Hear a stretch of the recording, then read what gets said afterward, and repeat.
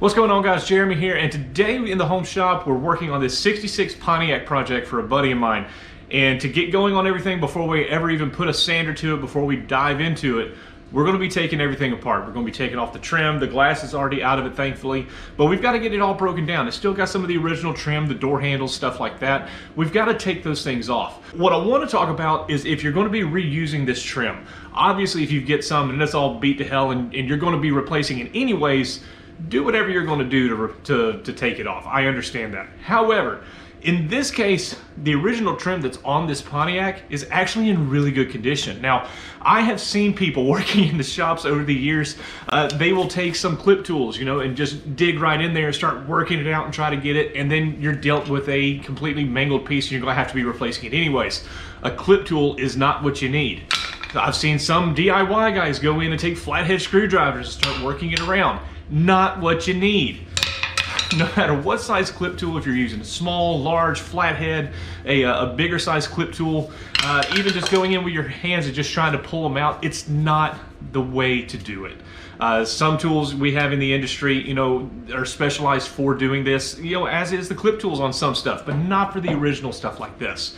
The tool that you need for removing this is actually a lot simpler, and you can do it there at your house. This personally is what I use to remove trim, and you can see I've already done it here on this side. Everything's nice and clean on this side, and here is the trim just to show you guys how easily it'll come right off. Now for this, all I do is I use my mallet. I'll take just a regular box cutter knife, razor knife, some tape, and then my paint stick. I cut this thing roughly to about 2.5, 3 inches, and I put 2 of them. That's how thick it is. It's 2 paint sticks thick. That's all it is right there. Once I get it to the length that I need, I simply wrap it up and tape really tight. And then what you're going to do is you're going to take the end of it, press it to the very lip of wherever the trim is, and you're going to pop it with the mallet. So we're going to go over to the other side and show you how to do it. Obviously, you're going to start as far forward as you can and just work it all the way down until it'll come right off. Let's jump to the other side and show you how to do it. Okay, so right here is what we're going to be able to tell just coming along on the edge. This is the stainless trim edge that I was talking about just right here, about where we're going to be placing our little makeshift tool to basically just knock this out. Now obviously we've got some surface rust here. We're going to be cleaning that up as we go, but the main point here is just to understand that this stainless trim on this strip rail here along pretty much any muscle car that you're going to get, guys, is nothing more than just clipped into place. So on this, all we're going to do, we're going to go in, place it on the edge, and then we're just going to go through and just work it all the way down.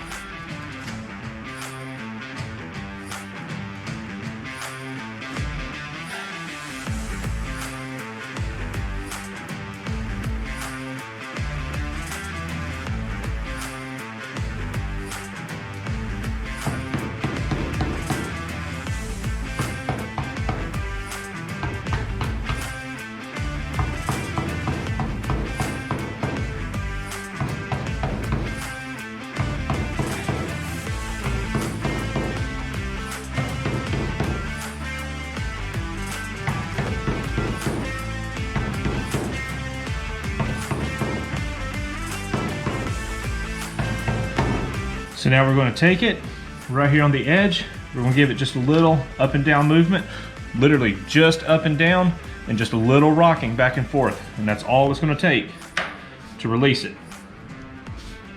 And just like that, this entire backside just went ahead and released.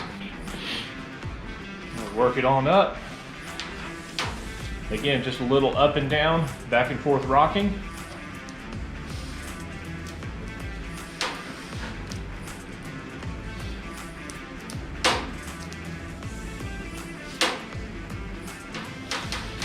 Now if we find a spot that it will not release that, we're going to come back in and tap that area again with our tool and our mallet. Just like that.